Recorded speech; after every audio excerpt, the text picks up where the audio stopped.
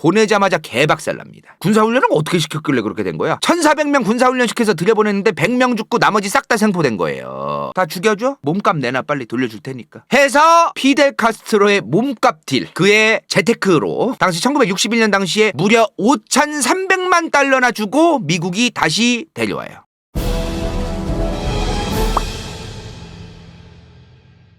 2009년에 푸틴이 이런 말을 했어요. 쿠바에 우리가 미사일을 놓으면 미국 니네 개난리 칠 거면서 왜 미국 니네는 러시아의 앞마당에 미사일 두려고 왔냐, 이런 얘기를 했어. 그리고 최근에 러시아 우크라이나 전쟁이 한창인 현재 푸틴이 핵무기를 사용할 수도 있을 것처럼 계속해서 지금 어그로를 끌고 있죠. 왜? 우크라이나에 군사 파병을 해주거나 직접적으로 도와주는 순간 3차 대전이 일어나고 핵무기까지 사용되기 직전인 거니까 절대로 군대까지 직접 파병을 하지 말라고 경고를 하는 것도 있고, 실제로 우크라이나에 더욱 깊숙이 관여할 생각들 하지 말라고 얘기하는 것도 있는 거겠죠. 그런 의미로 아마 핵드립을 지금 치는 걸 거예요. 더 이상 이제 군사적으로는 개입할 생각을 하지 마라. 2022년 5월 5일 어린이날입니다. 오늘까지도 그 어떠한 국가도 단 한 명의 군인도 우크라이나로 들어가고 있지 않습니다.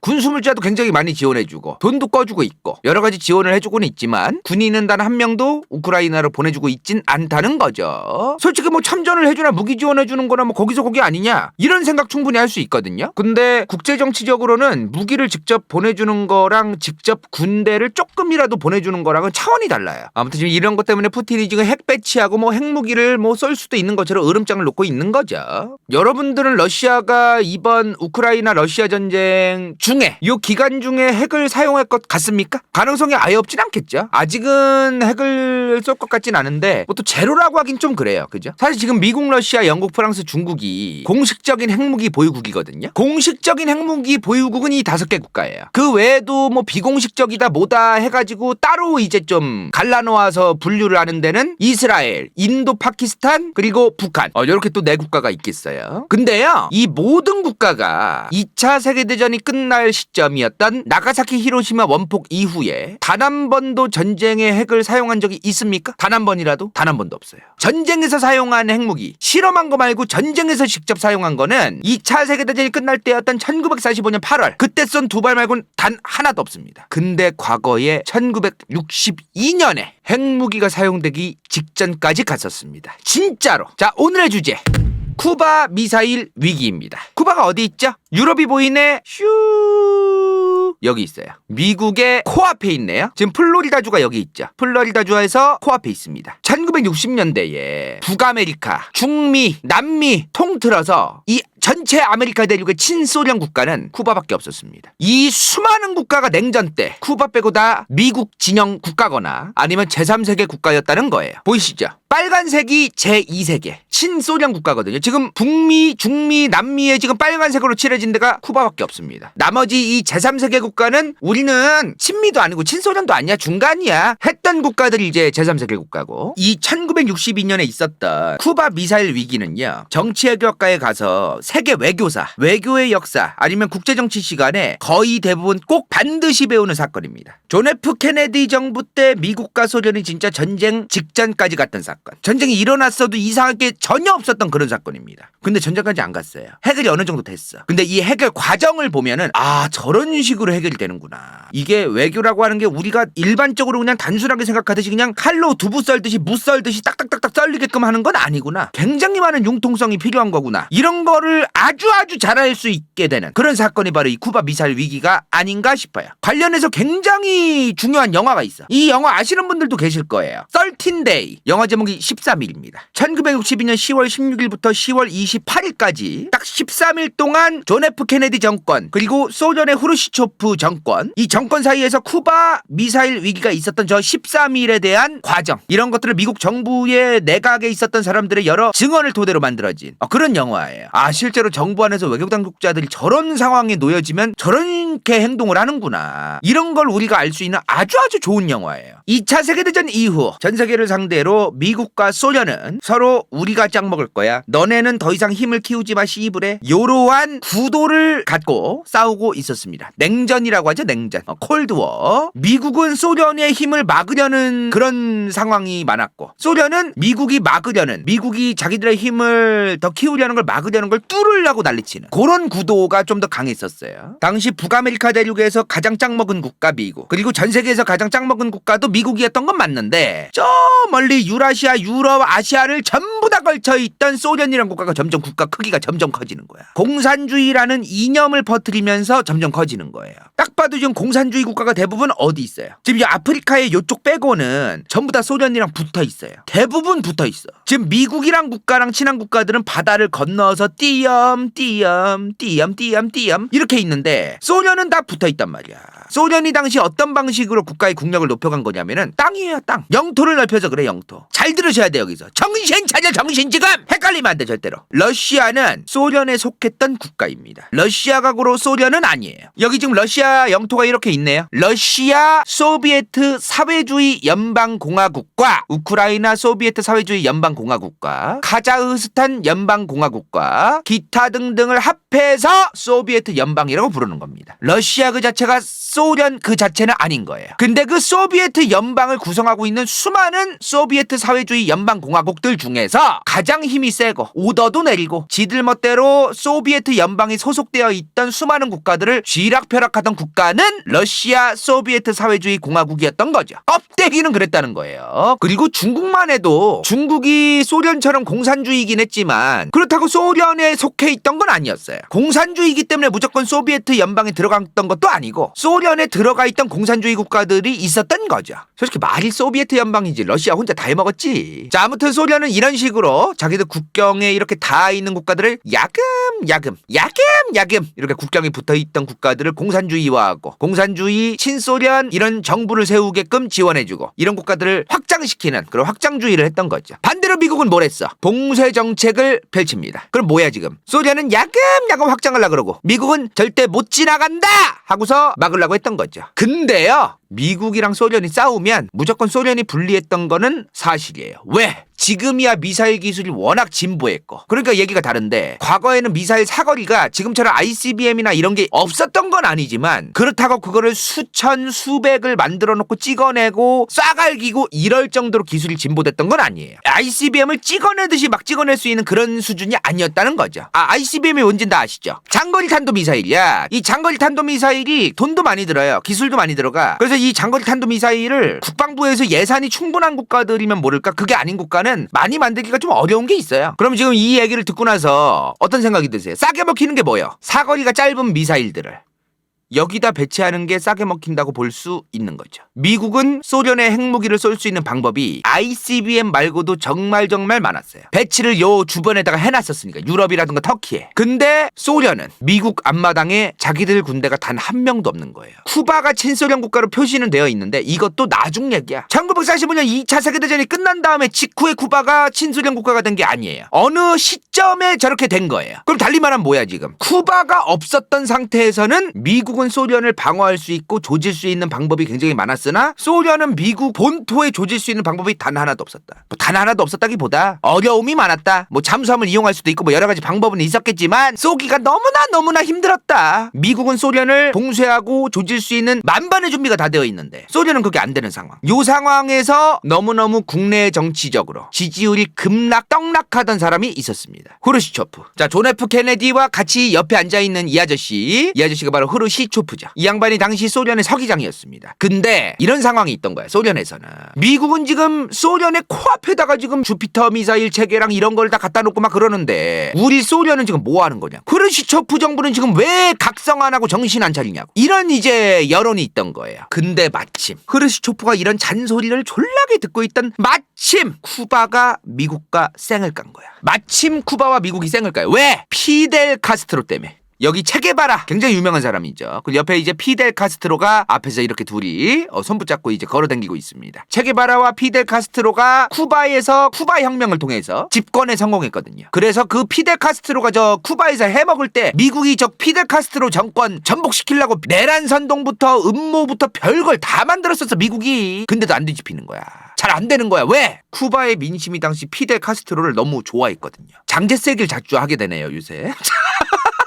민심 얘기할 때마다 장제스만한 사람이 없어 진짜. 민심을 잃어서 중국 대륙을 잃은 사람이 바로 장제스 아닙니까? 민심을 잃으면은 너무나 국가전복이 쉬워요. 내란 선동을 딱 그냥 양념 살짝 그냥 MSG 가루 몇 개만 뿌려도 그냥 그 전체 음식 자체가 그냥 맛이 확 변해버려. 그 민심을 잃는 정권을 잡고 있는 그 정부가 있다면 그런 국가는 내란 선동이 쉬운데 당시 민심이 피델 카스트로에게 향해 있기 때문에 쿠바의 국가전복이 쉽지 않았던 거예요. 이게 그리고 박정희 정부 때의 음모론 중 하나인데 카터 정부 아시죠? 미국 카터 정부 때가 박정희 정부 말이에요. 그러니까 박정희 대통령이 그 총 맞아가지고 죽기 직전에 지미 카터가 이제 대통령이었는데 당시 카터 정부가 한국의 유신 정부 박정희 유신 체제에 대항하는 학생 운동을 더 부추기고 카터가 계속해서 박정희 정부가 비민주적이라면서 난리쳤거든요. 그 이유는 있어요. 지금 바이든 정부 와서 뭘 하죠? 데모크라시 민주국가들의 모임을 만들자고 하죠. 저 왜 저러는 거야? 민주국가 싹 다 모이면 두 국가 빠져. 어디? 중국, 러시아. 솔직히 이거거든요. 지금 미국이 민주주의 국가들끼리만 모이자고 얘기하는 거는 중러만 빼고 우리들끼리 결속을 하자는 의미예요. 솔직한 얘기로. 그러니까 그런 거랑 비슷한 걸 했던 거야 카터가. 비민주적인 국가들을 다 싸그리 짝짝 조지면은 미국의 국력에 도움이 된다고 봤던 거예요. 그래서 이제 카터가 인권 외교, 민주주의 외교 이런 걸 했던 거야. 실제로 박정희 정부 때의 학생운동들이 미국의 영향을 많이 받았어요. 미국이란 국가가 그 학생운동들을 지지했고 실제로 학생들도 미국이란 국가가 어떻게든 우리 한국에 들어와서 뭘 해주겠지라는 어떤 그런 기대감이 있었어. 학생들을 지원해줄 수도 있겠지라는 기대감. 근데 박정희 정부가 이제 무너지죠. 그 다음 전두환 정부가 들어섭니다. 근데 전두환 정부가 들어서니까 미국이 아무 말을 안 하는 거야.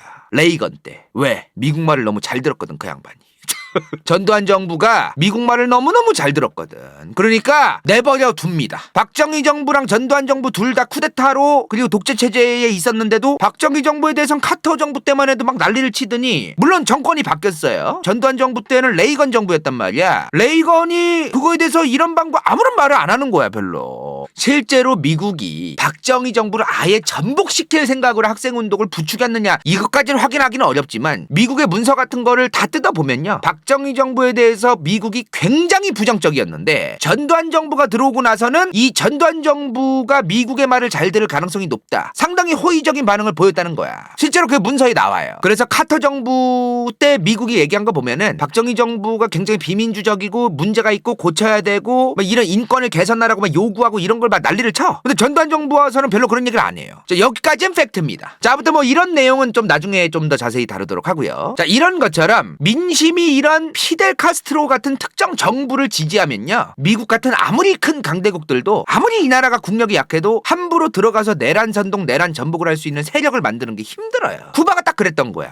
쿠바 사람들이 피델 카스트로 좋아했거든. 미국은 저 피델 카스트로가 어떻게든 집권하는 걸 막으려고 그랬어요. 왜? 미국 말을 안 듣는 정부가 생긴다는 거 아닙니까? 어디에? 미국 플로리다 코앞에. 저 국가가 친소련 국가가 아니에요. 공산주의 정부도 아니라고 치자고요. 그러나 미국의 말을 안 듣는다는 건 언젠가 친소련이 될 가능성도 있다는 거예요. 그러면 미국 입장에서 이 쿠바의 미국 말을 계속해서 안 들을 저 정부가 사라지는 게 좋겠죠. 미국의 국력만 따지면. 그래서 미국이 군대를 보냅니다. CIA 주도로. 미국 CIA 주도로. 이거 나중에 다 뽀록 난 거야. 피델 카스트로가 쿠바에 집권을 했을 때 숙청을 하거나 조질라고 하거나 막 이랬던 사람들이 있을 거 아니야. 그리고 피델 카스트로가 싫었거나 여러 이유에 의해서 쿠바를 떠나서 미국으로 건너간 사람들도 꽤 있었어요. 그런 사람들만 미국 CIA 주도로 1,400명을 조직합니다. 쿠바인으로. 그리고 군사훈련을 시켜요. 그리고 쿠바에 이 1,400명을 보냅니다. 다 조져버리려고 봐. 그게 바로 피그스만 침공이라는 사건이에요. 피그스만이 어디 있냐면은 어디지? 플로리다가 여기 있는데 이렇게 한 바퀴 쭉 돌아가지고 요 아래쪽이네. 이걸 피그스만 침공이라는 사건이라고 불러요. 요 문서가 그거예요. 1998년에 공개된 피그스만 침공 계획 관련된 CIA 문서입니다. 공개가 다 됐어요 이미. 미국인은 단 한 명도 없게끔 처리해서. 왜? 나중에 뽀록 나도 미국이 개입한 거 아니야? 그냥 쟤네가 알아서 했나 보지. 미안해. 유감이네. 너무 새침했니?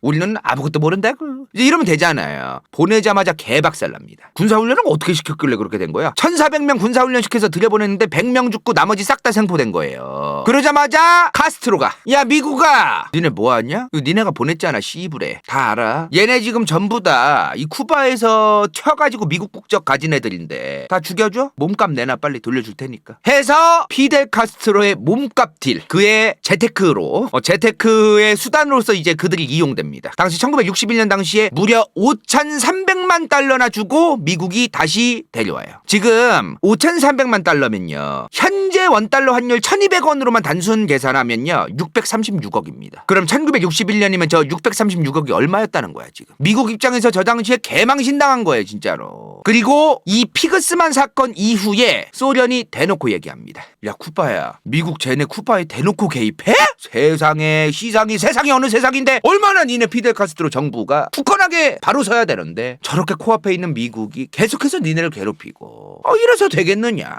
그리고 이것도 얘기하는 거야. 미국 니네는 이렇게 죄 없는 국가에 막 개입하는 아주 악독한 국가네? 딱 잘 나왔네 지금 사진이. 당시 존 F 케네디 정부였어요. 케네디가 우리는 미국이 하나도 개입한 게 없다. 미국 국적을 가진 쿠바 사람들이 피델 카스트로를 싫어해서 자기들끼리 꾸며가지고 간 거지. 우리는 전혀 아는 게 없다. 유감스럽네.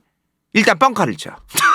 다 그래. 진천 광해원에 그 러시아 노동자들 엄청 많아요. 아침에 이제 출석 부를 때 이름이 어려우니까 그 출석부에 김 블라디미르, 이 블라디미르 이렇게 가라로 이제 막 이름을 적어 놓는데 그 일할 때만 그 중에 러시아 간첩이 있을 수도 있는 거예요. 미국 간첩이라고 지금 한국에 없겠어요? 한국의 스파이들은 전 세계에 없겠어? 다 있는 거야. 앞서서 뭐라고 했어? 후르시초프가 당시 소련에서 욕먹고 있다 그랬죠. 왜? 미국은 소련의 앞마당에 전진 배치하고 싹 다 배치해놨는데 우리 소련은 지금 왜 아무것도 못하고 있냐. 미국의 앞마당을 우리도 확보해놔야 된다. 그래야 미국도 소련을 함부로 못하고. 대등한 국가에 되는데 좀 대등하지가 않다. 여기 소련 내부에 있었다 그랬잖아요. 마침 너무 좋은 사건이 터진 거죠. 얘가 무슨 친소련 정부를 우리가 세워야지 하고 막 그러던 사람은 아니야 처음에. 근데 지금 미국이 저렇게 1,400명이나 피그스만 침공을 해가지고 지금 이렇게 됐잖아. 그럼 얘가 어떻게 할까요? 여러분들이 혁명을 통해서 쿠바에서 정권을 잡은 피델 카스트로라면 1,400명이 쳐들어왔던 미국에 대해서 어떻게 생각할 것 같아? 쌩까야지. 그리고 무섭잖아요. 소련이랑 붙어야겠죠. 너무나 당연히. 당시에 소련한테 너무나 좋은 기회였는데 또 이게 또 웃긴 게 뭐냐면 당시 후르시초프가 지지율이 떡락하고 있던 이유가 하나 또 있었어요. 베를린. 이게 동서독의 지도예요. 베를린이 어디 있어 지금? 여기 있네? 뭐야 이거 지금? 서독은 여기 있는데 베를린은 여기 있는 거야. 그리고 서베를린하고 동베를린이 또 따로 있는 거야 지금. 보이세요 지금? 요렇게 되어 있었어요 이게. 나중에 이제 동서독 편에서 좀 더 자세하게 제가 말씀을 드릴 텐데 2차 세계대전이 끝난 다음에 독일도 4분할, 베를린도 4분할이었어요.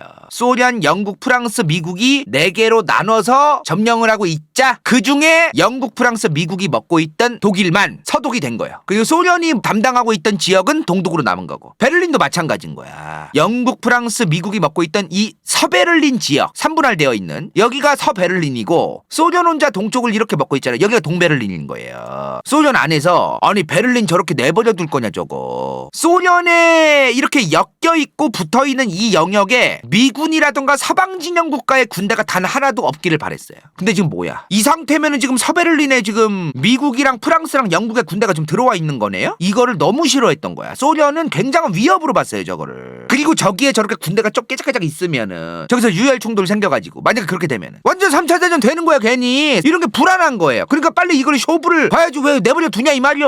소련 내부에서는. 보이세요 지금? 얼마나 웃겨 지금. 여기가 서베를린이고 저기가 동베를린인 거야 지금. 이러고 있었다니까 둘이서. 그리고 얘네가 요 마주하고 있는 여기 있죠. 요 길 쭉 있을 거 아닙니까? 여기일 거 아니겠어요? 여기? 요 길 중 하나겠죠? 여기에 이제 베를린 장벽이 건설되는 겁니다. 1961년부터. 처음에 솔직히 후르시초프가 저 베를린 절반을 아예 먹어버리려고 어떻게든 무슨 수작을 부리려고 어떻게든 뭘 했어. 군대도 더 동베를린으로 모으고 막 그러니까 프랑스랑 영국이랑 미국이 비행기 타고 미친듯이 달려가가지고 서베를린에다가 저 깔아놓은 거예요 땅크를. 소련 지들 멋대로 못 먹게 하려고. 그게 쿠바 사태가 있기 전부터 이미 있었어요. 그러니까 면이 안 서고 있던 거야 후르시초프가 저것 때문에. 와 후르시초프 쟤는 정권 잡더니 저 조만한 베를린 하나 수복을 못하고 등신같이 누가 봐도 지금 동독 한가운데 있는 저 베를린 하나를 제대로 못 먹어가지고 등신같이 저 절반을 지금 땅 크고 뭐고 다 들어오게 만들고 뭐 하는 짓이냐 저 후르시초프 쟤. 이런 것 때문에 이제 후르시초프도 환장하겠는 거야 막. 근데 마침 피델 카스트로의 쿠바와 미국의 사이가 개박살 났으니 후르시초프 입장에서 이번 기회에 뭔가 자기의 면이 서게 할 수 있는 그런 기회가 온 거죠. 미국이 쿠바에 직접 군대를 보내서 개입한 것도 다 뽀록났잖아요. 그죠? 이거를 구실로 소련이 쿠바에 중거리 탄도미사일 ILBM을 보내기 시작합니다. 이게 바로 1962년에 있었던 쿠바 미사일 위기인 거예요. 미국은 절대로 쿠바에 소련 핵미사일이 배치되는 꼬라지를 안 보겠죠. 만약에 배치가 되잖아요. 이렇게 됩니다. 지금 이 중거리 탄도미사일 반경 보세요. 미국 워싱턴주랑 시애틀이 있어요. 미국 끄트머리에 여기 빼고 다 사거리예요. 그걸 내버릴 두겠냐 이 말이야. 미국이. 절대로 안 되는 거지 미국 입장에서도. 그죠? 당시 소련 앞마당에는 자기들은 다 났어도 소련이 놓는 건 안 되는, 이게 국제정치인 거죠. 자, 그렇게 피델 카스트로를 이용해서, 쿠바에 집권한 피델 카스트로가 미국과 사이가 더러워진 걸 이용해서 소련이 쿠바에 적극적으로 개입하기 시작합니다. 근데 그거 아세요? 이 사람 피델 카스트로 있잖아요. 공산주의자가 아니었습니다. 그럴 리가 있느냐? 저 사람 체게바라랑도 친하고 공산주의자 아니었느냐? 피델 카스트로가 적극적으로 공산주의 국가를 건설하려던 사람이 아니었어요. 대놓고 지가 얘기해. 나는 사회주의자도 아니고 공산주의자도 아니고 오로지 쿠바 민족들을 위한 국가 건설을 위한 사람이라고. 민족주의자예요. 민족주의자. 미국이든 소련이든 둘 다 별론 거야. 그러니까 이런 강대국들이 함부로 쿠바를 쥐락펴락하는 그 상황, 이게 싫은 거야 그냥 피델 카스트로는. 쿠바의 주민들은 그게 싫었던 거예요. 그래서 강대국이거나 쿠바를 종속시켜서 쥐락펴락하려는 그런 강대국들을 쿠바 사람들이 그냥 싫어했어. 피델 카스트로가 아무런 명분 없이 만약에 친소련, 난 공산주의자라고 얘기했으면은 당시 분위기였으면 쿠바 주민들이 피델 카스트로 저 새끼 소련한테 나라 팔아먹은 새끼, 아마 그랬을 거예요. 피델 카스트로가 정책이나 여러 가지를 보면은 사회주의 정책을 하고 국유화도 하고 뭐 이런 사회주의 정책을 한 건 맞는데, 자기 스스로 공산주의자를 표방하고 공산낙원을 만들겠다, 공산주의 지상낙원을 만들어 보이겠다, 이런 거를 내세운 사람은 아니었다 쿠바에서. 근데 한편 방금 전에 앞서 얘기한 것처럼 불안한 거죠. 1400명을 CIA가 조직해가지고 쳐들어왔었잖아, 피그스만 침공을. 이런 시점에 소련의 흐르츠초프가 찾아와가지고 쿠바야, 카스트로야, 요새 미국이 자꾸 너네 괴롭히지, 우리가 도와줄 수 있다고, 공산주의 선포하고 친소련 우리 형제 나라 선포하라고. 그래가지고 피델 카스트로가 1961년 12월 2일에 나는 공산주의자다. 61년 12월 2일에 갑작스럽게 나는 공산주의자라는 걸 커밍아웃.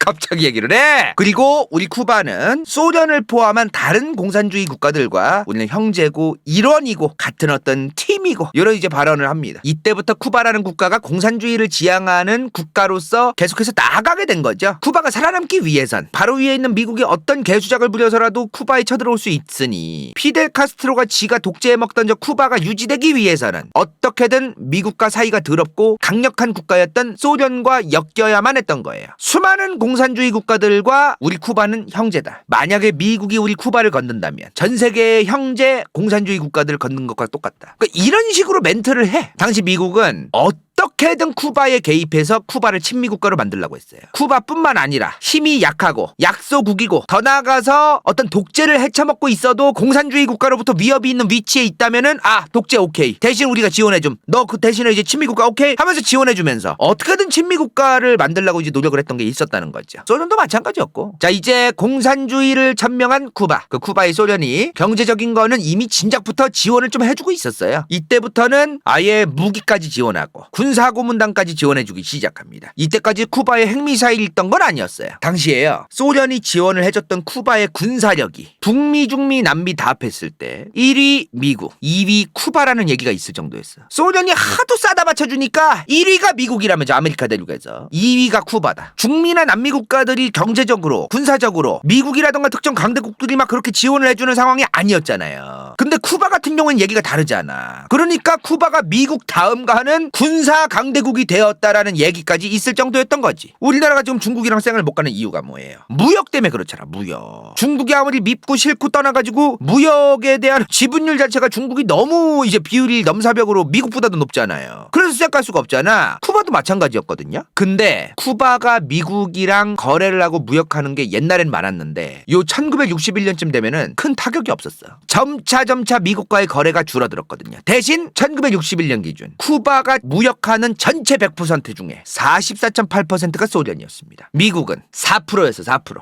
10배가 넘게 차이 나죠? 그리고 이 4.1%도 뜯어보니까 무슨 설탕 그런 거 있죠. 그런 거야. 담배 이런 거 이제 뭐 시가. 자, 어찌되었든 본격적으로 소련이 쿠바에 미사일 배치를 계획하기 시작합니다. 자, 여기서 중요해요. 그냥 미사일 아닙니다. 핵탄두 한두가 달린 미사일이에요. 쿠바 입장에서도 자기들 영토 안에 소련이 보내준 핵미사일 들어오면 방금 전만 해도 지금 미국이 막 가라로 1400년 가라로 이제 CIA가 해가지고 막 침공하고 이런 것도 막을 수 있어지고, 피델 카스트로 같은 경우에는 독재하고 싶었는데 그 독재도 계속해서 잘 할 수 있어지고, 둘째로 소련 입장에서는 소련의 앞마당에는 미국의 핵무기들이 막 전진 배치되어 있는데 소련은 미국 앞마당에 없었단 말이야. 이제 그게 가능해지는 거죠. 근데요, 요 쿠바 미사일 위기 때 대통령이 누구라 그랬어요? 케네디라 그랬죠? 이 쿠바 미사일 위기가 있기 1, 2년 전쯤에 무슨 일이 있었냐면은 대통령 선거가 있었어. 1960년 11월. 지금 보면은 케네디가 있네요. 이 사람 아세요? 닉슨. 마오쩌둥 만났던 사람 있잖아. 케네디 다음 가서 이제 나중 가서 이제 당선되는데 이 양반이 워터게이트 사건으로 이제 그 유명한 사람 있잖아요. 미국이 대통령 선거에서 선거인단 제도라는 거로 하죠. 간다위의 선거인단 제도 편 이제 보고 오시면 좋은데, 힐러리가 도널드 트럼프를 전체 득표율에서 앞섰어요. 앞섰는데도 선거인단에선 트럼프가 이겨가지고 이제 당선된 거란 말이야. 닉슨과 케네디가 전체표로 따졌을 때 11만 5천 표 차이로 닉슨이 약선합니다. 이번에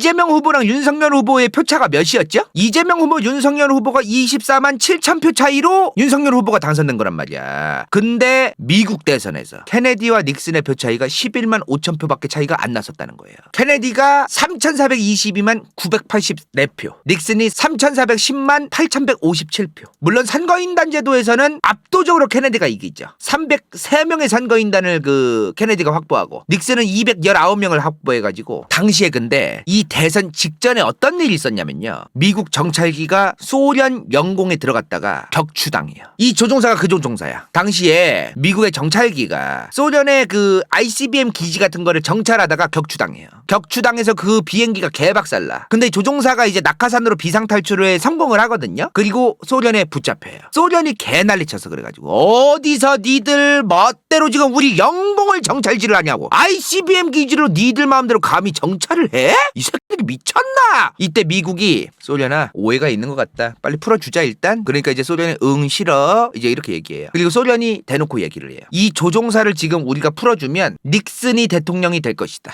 조종사를 풀어주면 닉슨이 당선될 가능성이 높아진다? 이게 뭔 소리지? 소련이 볼 때는 케네디가 애송이로 보였던 거예요. 닉슨보다는 미국에서 케네디라는 사람이 당선되어야 외교안보적으로 미국의 외교 당국자들이 좀 허접해질 가능성이 높다. 소련이 그렇게 판단을 했던 거예요. 그래서 케네디가 당선된 이후에 1962년 2월에 이 조종사를 풀어줍니다. 케네디가 근데 진짜 소련 입장에서 그렇게 좀 만만하게 생각할 이유도 있었던 게 뭐냐면요, 케네디가 당시 대선 당시 나이가 44살이었어요. 한국 나이로. 이거 미국 나이로 따지면 생일 안 지났으면 42살이거나 43살이라고 할 수도 있는 거야. 엄청 젊었던 거야. 오바마가 당선되었을 때 대통령이 굉장히 젊다 막 그랬거든요. 오바마 임기가 2009년 1월에 시작해요. 그때 한국 나이로 49살이었습니다. 2009년 1월에 오바마가 한국 나이로 49살이었어요. 그러니까 소련 입장에서는 케네디가 당선되는 게 닉슨보단 낫겠다. 닉슨보다는 어찌되었든 정치 경력이든 뭐든 간에 케네디가 조금 떨어지니까 외교 당국자라든가 이런 거를 기용할 때도 뭔가 허접한 개구멍이 막 있을 거다. 그리고 미국의 대통령이 되면은 군 통수권자로서 이런 어떤 리더십이 발휘돼야 되는데 케네디가 그러기 어려울 가능성이 높다. 그러니까 케네디가 당선되는 게 우리에겐 유리하다. 소련은 이렇게 판단했다는 거야. 미국의 대통령이 루즈벨트 대통령이 죽은 다음에 연속적으로 누구였어요. 2차 세계대전 끝난 이후에 첫 번째 트루먼. 어이구, 메가드랑 악수하는 거 봐 씨부래.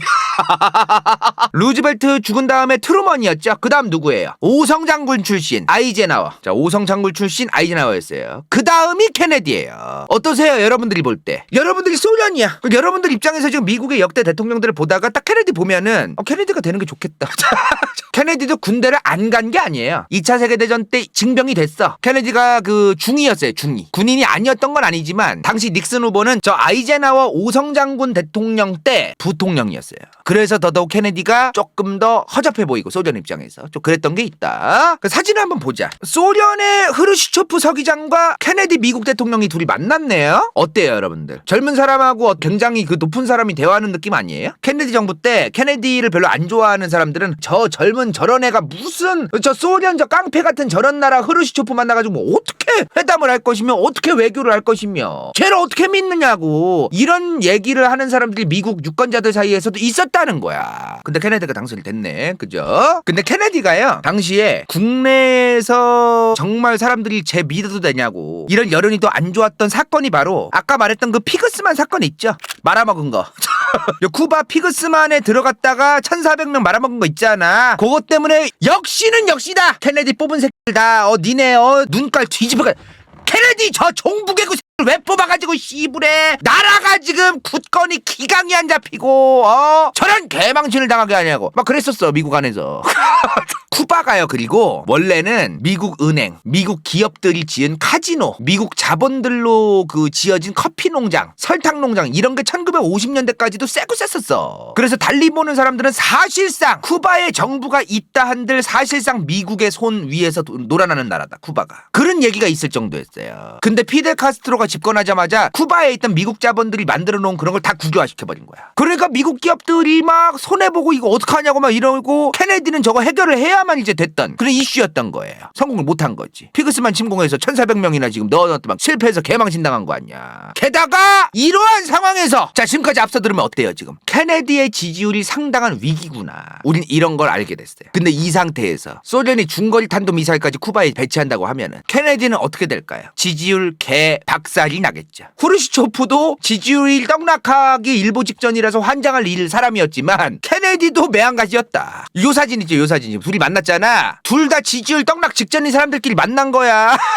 껄피타를 잘못 처리하면은 지금 둘 다 작살나기 직전인 거예요. 지금 국내 정치적으로. 자 연도를 살펴보자고. 1961년 4월에 피그스만 침공을 한 거예요. 자 그 다음 62년에 쿠바와 미국의 사이가 단절된 거죠. 소련과 쿠바 관계가 가속화되기 시작하고 소련 형 빨리 핵탄도 보내달라고 핵미사일 빨리 보내달라고 너무나 기다리고 있다고. 그러자마자 소련이 너무나 기다리고 있으라고 우리도 빨리 보내겠다고 딱 이렇게 입맛이 맞는 그 상황. 당시에 근데 이것까지 뭐라고 할 수는 없잖아요. 미국이 쿠바의 경제가 너무 어려워서 미국 니네가 그리고 지금 쿠바 물건도 잘 안 사주려고 하고 지금 둘이 쌩까가지고 쿠바의 경제가 더 안 좋은데 인도주의적으로 우리 소련이 쿠바에 먹을 거라든가 여러 가지 지원을 해줘야 되잖아. 화물은 보내야겠어 하고서 화물선을 계속해서 보내줬어요 소련이. 근데 그 화물선 구석탱이에다가 이 중거리 탄도 미사일을 보낼 수 있는 발사대를 만들 때 필요한 수많은 건설 관련 장비들과 기기들과 물자들을 컨테이너 구석마다 꽁꽁 숨겨서 쿠바에 몰래 보내기 시작합니다. 그리고 그 화물선에는 소련 군인들이 바글바글하게 타고 있었어요. 나중에 얘기가 나온 건데요. 소련 당시 군인이었던 사람들도 영문을 모르겠는데 위에서 사복을 입으라고 오더를 내려서 사복을 입고 그 배에 탔다. 자기들이 지금 쿠바로 가는지도 몰랐대.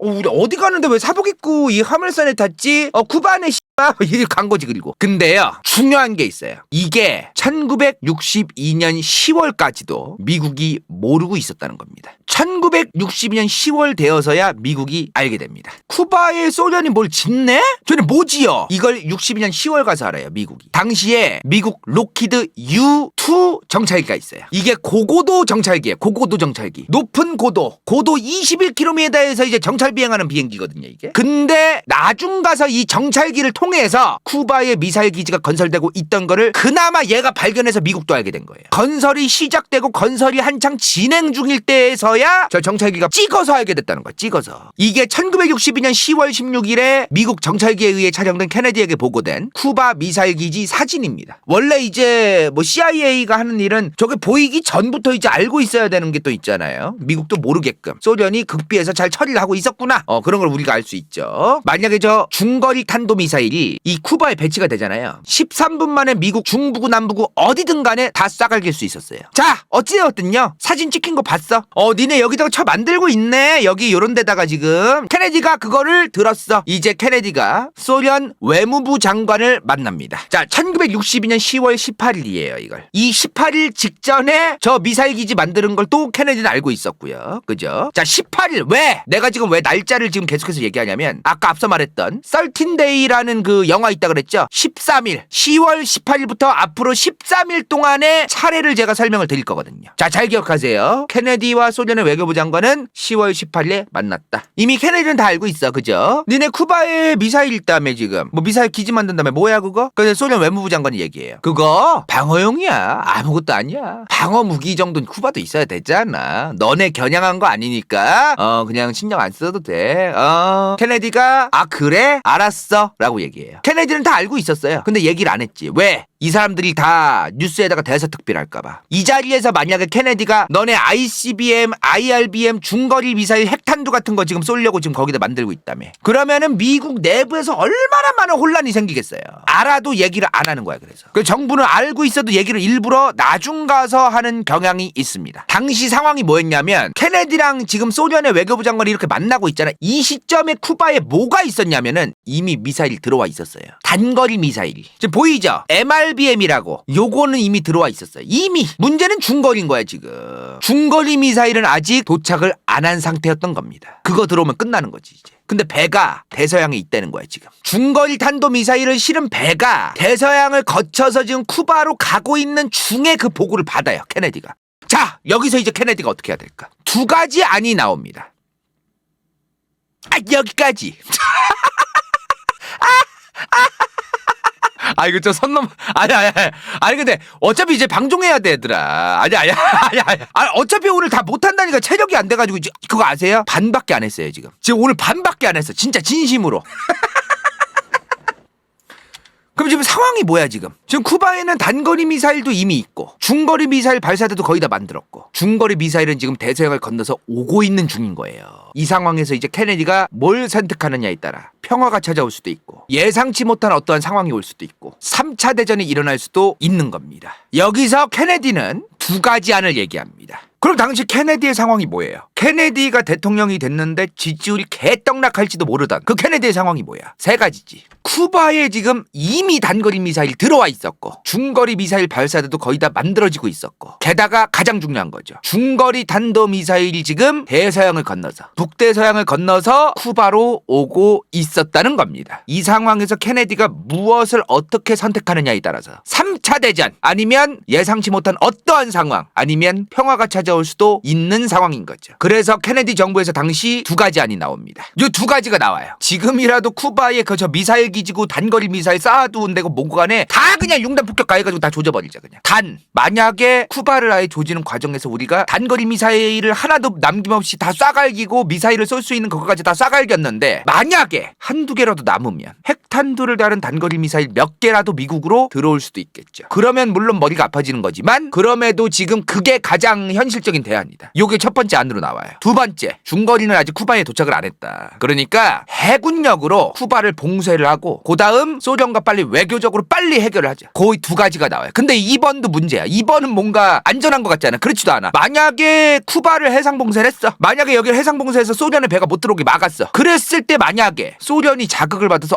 이 새끼들 봐라. 감히 우리 소련의 배를 막아? 니네 뭐 하자는 거야? 한번 갈 때까지 가보자는 거야? 뭐야 니네 진짜. 이러자니 또 피곤할 수도 있고. 자, 이 시점에서 정말 책임감 없이 그냥 쏴버리면 되지. 씨부레 뭘 그런 걸 또 두 개, 세 개 뭘 자꾸 생각을 해. 그냥 다 밀어버려 그냥. 이런 식으로 생각을 하시는 분들이 만약에 이 영상 보시는 분들 중에 계시다면 버리십시오. 전 국민이 죽을 수도 있습니다. 그렇게 편의주의적으로 너무 자기 그냥 기분 좋고 편하자고 그냥 주댕이만 나불거리면요 나라 그냥 망해요 진짜로. 큰일 납니다. 1962년 10월 22일 케네디가 TV 앞에서 얘기합니다. 국민 여러분, 시브레 쿠바의 미사일 기지가 레알 있네요. 핵시설도 있고 단거리 미사일도 이미 들어왔답니다. 중거리는 오고 있답니다. 됐습니다. 그리고 우리는 쿠바를 해상 봉쇄하겠습니다. 라고 얘기를 해요. 공개적으로. 그걸 소련도 받겠죠? 미국의 케네디가 국민들을 들으라고 저 TV에서 얘기한 거는 국민들만 들으라는 게 아니라 소련도 들으란 얘기예요. 너네가 이렇게 중거리 미사일까지 지금 들어오는 거 그리고 이미 쿠바의 단거리 미사일과 핵탄두가 들어가 있는 거 다 알고 있다. 우리는 봉쇄할 거다. 알겠지? 소련아. 자 빨리 이제 얘기 좀 해. 답장 좀 줘. 이제 그렇게 얘기를 한 거죠. 자 근데 소련이 중거리 탄도 미사일을 실었던 그 배를 안 멈추는 거예요.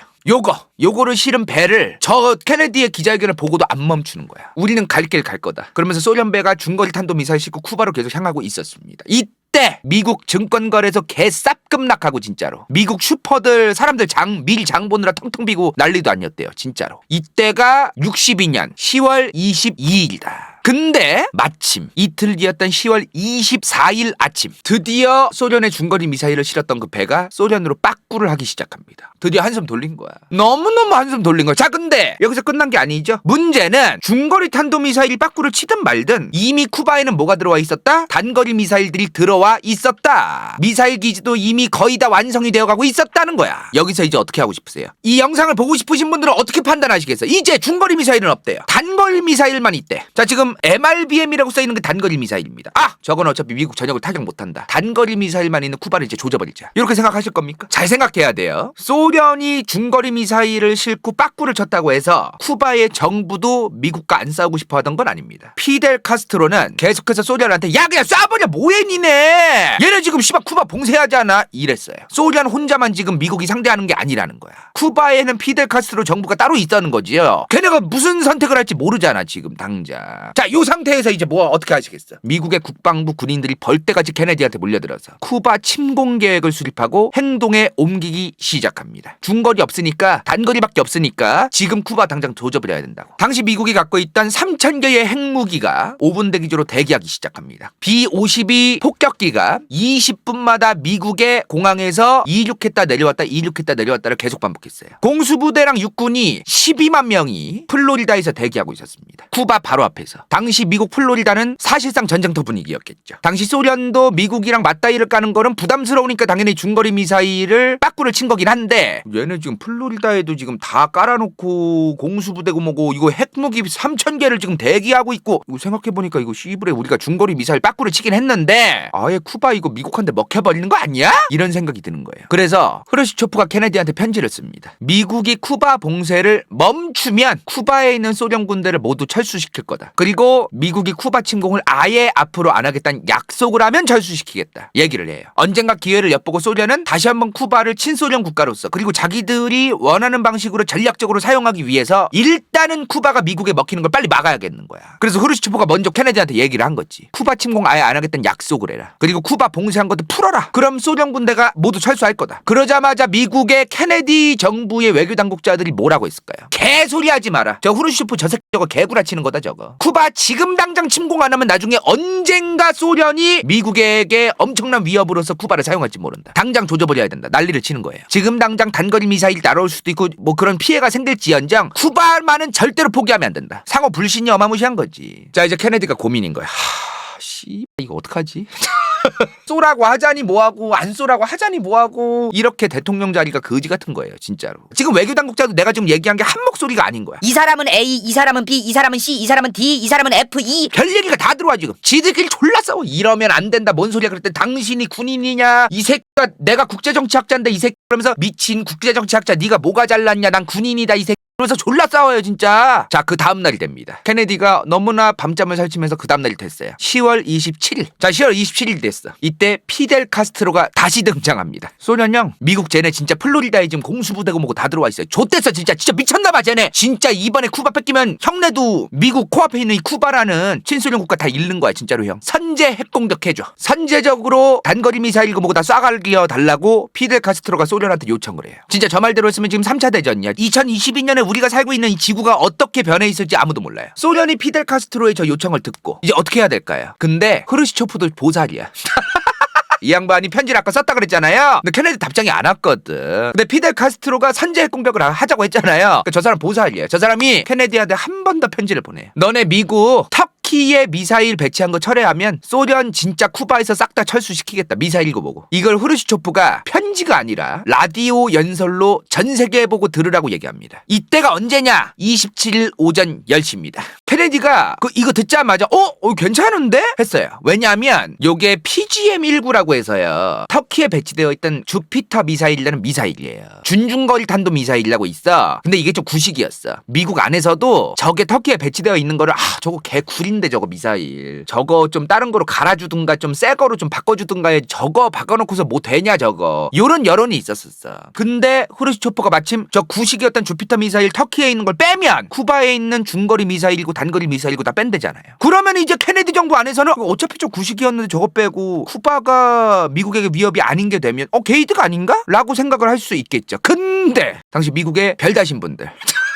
이제 군인 장교분들이 펄펄 뛰면서 개소리하지 마라. 주피터 미사일을 다른 거로 바꾸든가 터키에 전략적으로 있는 저 미사일을 빼면은 큰일 난다 저거. 당시 미국의 국방 안보 전략이 뭐였어요? 소련의 확장 정책을 무조건 막아야 된다가 전략이었단 말이야. 봉쇄 전략이. 근데 터키에 있는 미사일 빼버리면 나중 가서 소련이 그냥 터키까지 그냥 밀고 내려오면 어떡하려고. 케네디 정부의 미국의 군인들 입장에선 당연히 군인으로서 그런 생각할 수 있는 거죠. 주피터 미사일 빼면 안 된다고. 대서양 저 멀리 있는 이 유럽과 중동아랍 쪽에서 진작부터 소련을 봉쇄해야 된다. 이런 전략이 있었던 국가가 미국이었는데 안보 전략사. 그리고 당시에 또 이 얘기가 있었어. 만약에 터키에서 저 주피터 미사일을 빼면 나토가 와해될 가능성이 있다.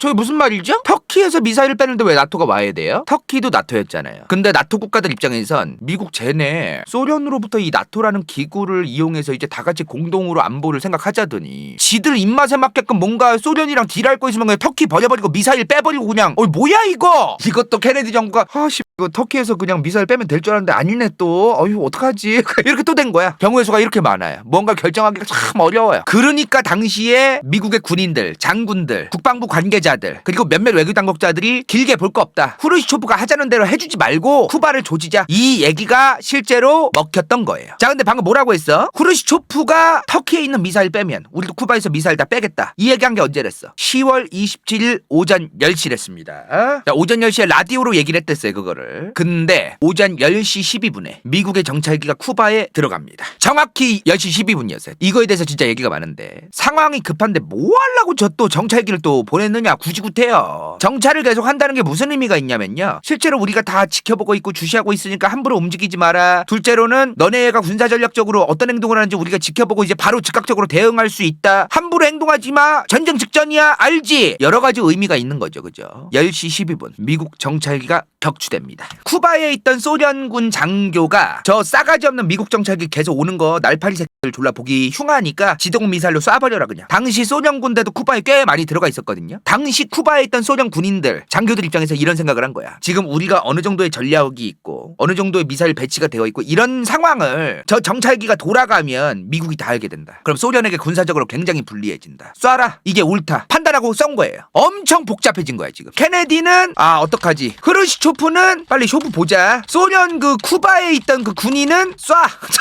자, 미국 군대 이제 군인 장교들은 쿠바 조져버려야 된다. 요런 내용이 지금 있는 상황에서 하필이면 지금 저 미국의 정찰기가 쿠바 영공에서 격추가 당한 거예요. 자, 여기서 이제 어떻게 해야 돼? 후르시초프가 속으로 뭐라고 생각했을까 당시?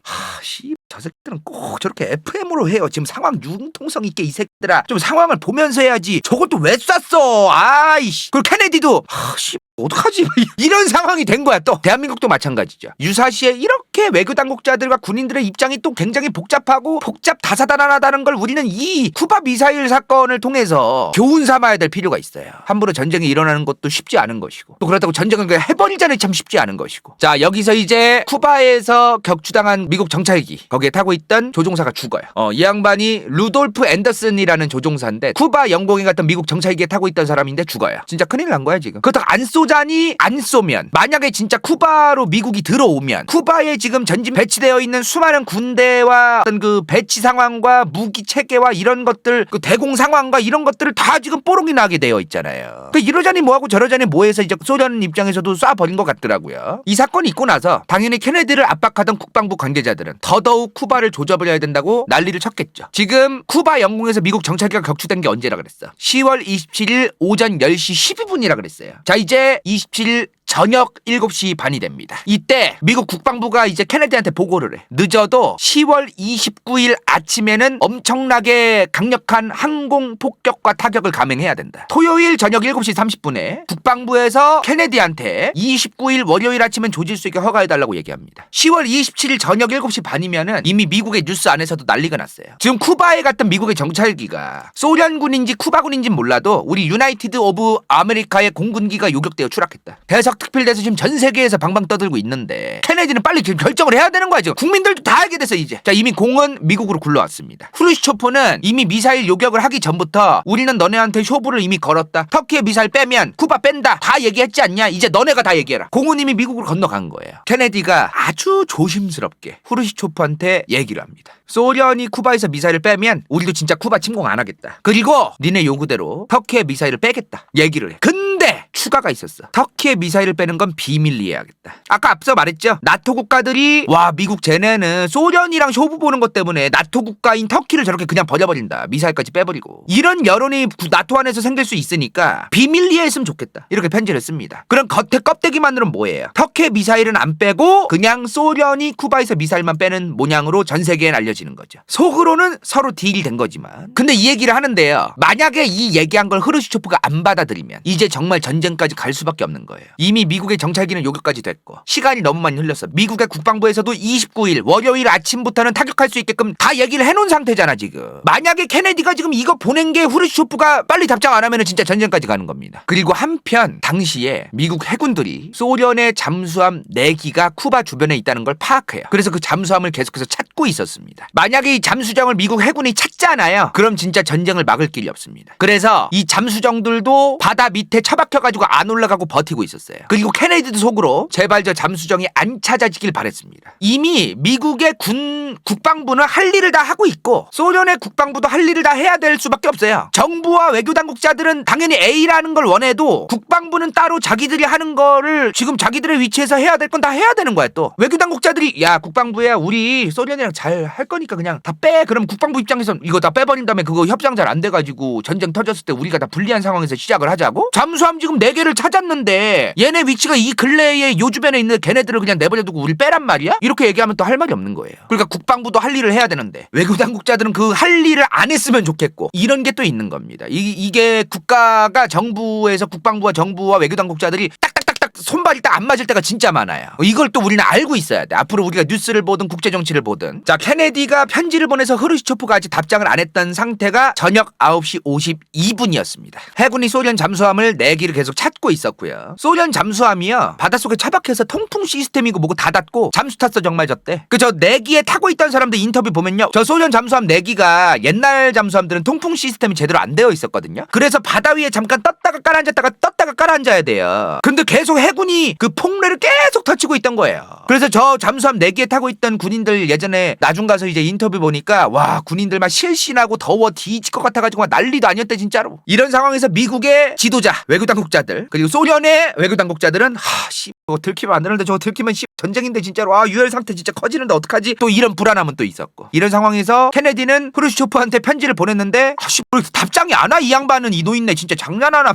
이런 상황이 또 있었다는 거. 소련 잠수함도 당시에 잠수를 너무 깊게 해가지고 교신이 안 되는 거예요. 근데 위에서는 미국 함선이 계속 폭래를 터치니까 전쟁 터졌나 보다. 핵탄두가 달려있는 핵 어뢰를 탑재되어 있는 상태에서 그 잠수함들이 있었다는 거야. 그래서 당시에 잠수함 선장이 지금 전쟁 시작됐나 보다. 교신이 안 됐지만 그냥 저 새끼 갈겨라 오더를 내렸대요 실제로. 근데 이때 당시에 소련 잠수함이 어떻게 되어 있었냐면요. 장교급 선원들의 만장일치 동의가 있어야만 어뢰를 쏠 수 있게끔 매뉴얼이 있었대요. 이 중에 한 명이 우리가 공식적인 교신을 받지 않지 않았느냐. 소련 정부에서 지금 전쟁이 터졌다라는 교신이 나오거나 핵 어뢰를 쏘라는 오더가 안 왔는데 우리 마음대로 좀 전쟁 난 것 같으니까 쏴버리면 어떡하냐. 된다 이거. 그래서 반대를 해요. 그래서 핵 어뢰를 안 쏩니다. 만약에 그거 쏘잖아요. 진짜 전쟁이었을 거예요. 미국 정찰기 한계가 격침되고 그게 아니잖아. 이제는 100까지 지금 폭침된 거 아닙니까? 핵 어뢰에 의해서. 그 여론을 어떻게 감당할 건데. 미국의 국민들이 뭐라고 하겠어. 아니 케네디 저 인간 도대체 우리 유나이티드 스테이츠 오브 아메리카에 미국 정찰기에 꼬라지고 100까지 꼬라졌는데 왜 가만히 있냐 저 양반. 저 사람 대통령으로서 지금 능력이 있는 거냐 없는 거냐. 이 여론을 어떻게 감당할 건데. 그 전쟁 가는 거야 그냥. 이런 상황에서 이제 10월 27일 토요일 밤 11시가 됐습니다. 후르시초프가 드디어 11시에 방송을 합니다. 케네디의 딜을 오프콜스 한다. 드디어 드디어 오케이를 해요. 우리 소련은 쿠바에서 미사일 기지를 해체하겠다. 그리고 단거리 미사일들도 다 소련으로 가져오겠다. 터키에서 미사일 빼는 건 얘기를 안 합니다. 왜? 켈리디가 뭐라고 했댔어? 나토가 와해될 수도 있기 때문에 비밀리에 했으면 좋겠다 그건. 그래서 크루시초프가 얘기를 안 해요. 실제로 요 밤 11시 이후에 5달 뒤에 터키에서 주피터 미사일을 해체하고 미국이 가져옵니다. 요 주피터 미사일이 실제로 터키에서 빠져요. 저 5달 뒤에 터키랑 나토 국가들이 너네 소련이랑 밑에서 뭐 한 거 아니야? 왜 이걸 빼는데 씨부레 갑자기. 왜 이래 니네 진짜! 이런 상황도 있었대요. 그러나 마나 요 사건 이후에 흐르시초프는 2년 뒤였던 1964년 10월 소련 서기장에서 끌어내려집니다. 브레즈나프가 음모를 꾸며서 사실상 내란 선동을 해가지고 국가를 뒤집어. 이 양반이 지 서기장 되려고 흐르시초프를 음모를 꾸며가지고 체포합니다. 그리고 지가 서기장 돼요. 저 쿠바 미사일 위기가 해결이 됐으나 그럼에도 불구하고 흐르시초프가 소련에 유리하게끔 뭔가 리더십을 발휘하거나 그런 게 뭐가 있습니까? 미국 입장에선 현상 유지를 만들어냈고 쿠바에 소련의 무기 체계가 들어오지 않은 선에서 딱 끝냈지만 흐르시초프는 소련에 불리하게끔만 다 만들고 끝난 거예요 그냥. 흐르시초프가 끌어내려졌던 1964년 11월로부터 약 1년 전 케네디는 암살당합니다. 요런 일이 있었어요. 그리고 피델 카스트로는 그 이후부터도 무려 600번이 넘는 암살 시도를 이겨내고 2016년 90살이 될 때까지 살아남았다가 죽습니다. 자, 오늘 내용 어떠셨어요? 복잡하죠? 전쟁과 외교와 국제정치 당국자들이 회담하는 거와 군대의 입장과 정부의 입장과 국내 정치에서 국민들의 여론과 너무나 복잡하구나 진짜로. 국가와 국가가 회담을 하고 이러는 것도 간단한 게 아니구나 진짜. 전쟁도 간단한 게 아니고. 이게 그리고 내가 좀 소름 끼쳤던 게 뭐냐면은 단거리 미사일이 들어와 있었다고 했잖아요. 이건 미국이 몰랐던 건데 저 쿠바 미사일 위기가 왜 생겼어? 미국의 정찰기가 쿠바에는 뭔가 미사일 지금 막 깔려 있고 단거리 미사일도 들어와 있고 중거리 미사일도 막 들어오고 있다. 이것 때문에 시작된 거 아닙니까? 근데 파악하기 전에 이미 162개의 핵탄두가 있었대요. 쿠바에. 엄청 많았던 거야. 당시 미국 국방부가 뭐라고 했댔어? 쿠바 그냥 조져버리자 그랬죠. 어차피 중거리도 아직 안 들어와 있다고. 만약에 저거 국방부 당국자들 말대로 했잖아요. 됐습니다 진짜로. 저 사람들이 지금 뭘 가지고 있는지에 대한 정보가 명확하지 않았을 때 이런 일이 터질 수 있는 겁니다. 핵탄두가 저렇게 많이 있었던 걸 미국은 몰랐어요. 흐르시초프랑 케네디가 회담을 다 끝낼 때까지만 해도. 나중 가서 알게 된 거야 이게. 전쟁은요 안 일어나는 게 좋습니다. 요즘 유럽 국가들이 이제 우크라이나에 직접적인 군대를 파병 안 해주는 거에 대해서 저 유럽 국가들은 쓰레기다. 왜 저 무기만 보내주고 군대는 왜 파병을 안 해주냐. 이런 얘기까지 하는 분들도 아주 종종 있는 거로 알고 있는데 본인들이 가세요 그러면. 왜 5,100만 대한민국 국민들을 생각하면서 안 살고. 안타까운 일이지. 그 양반들 너무나 안타깝지. 우크라이나 사람도 얼마나 안타까워요. 그러나 자기들의 감정을 쾌락으로 해소하기 위해서 왜 5,100만 대한민국 국민들을 다 사지로 내보려고 합니까? 아무리 특정 국가가 안타깝고 불쌍해도 심사숙고해서 결정해야 되고 더 나아가서 대한민국이 직접적으로 연관되어 있는 건 더더욱 심사숙고해야 되고 함부로 절대로 결정하면 안 된다는 거. 우리 여기까지 하겠습니다.